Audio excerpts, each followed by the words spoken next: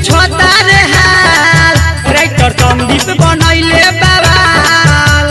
जाए दए भौजी का भइल अब तो ठोका गइल ताल अब तो ठोका गइल ताल अनिल पूछता रे हाल राइटर संदीप बनैले बवाल जाए दए भौजी का भइल अब तो ठोका गइल ताल चंदन चाहत कहत में चंदन चाहत कहत